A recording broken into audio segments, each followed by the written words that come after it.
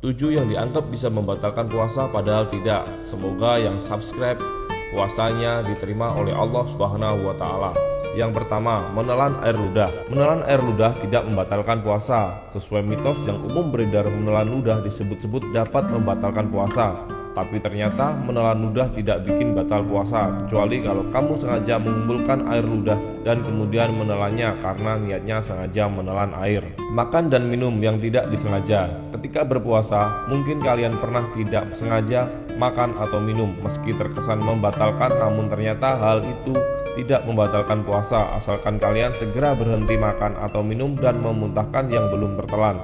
Begitu pula orang yang mencicipi rasa makanan tapi tidak menelannya. Yang ketiga, sikat gigi dan kumur saat wudhu. Menurut mitos, sikat gigi dianggap membatalkan puasa, padahal menggosok gigi ketika puasa itu sifatnya makruh. Artinya kalau dikerjakan enggak apa-apa, tapi akan lebih baik kalau kita tinggalkan. Selagi menjalankan ibadah puasa, hal itu karena sikat gigi merupakan bagian dari kebersihan. Begitu pula kumur-kumur saat berwudu.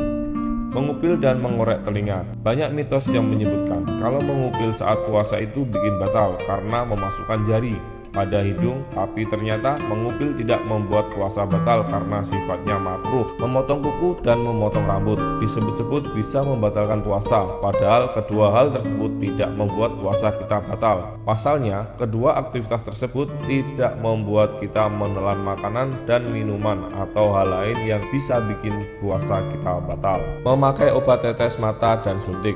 Ada pula yang menyebutkan kalau memakai obat tetes mata dan suntik atau tes darah bisa menyebabkan batal puasa karena memasukkan cairan dalam tubuh, padahal hal tersebut enggak bikin puasamu batal. Begitu pula menggunakan nebulizer.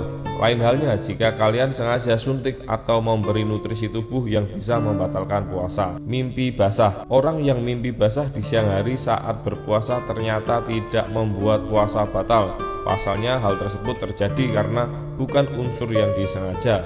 Tapi orang yang mengalami mimpi basah harus melakukan mandi junub dan melanjutkan puasanya hingga waktu berbuka. Itulah beberapa hal yang menurut mitos bisa membatalkan puasa, tapi ternyata tidak bikin batal. Wallahu a'lam bishawab. Jangan lupa subscribe.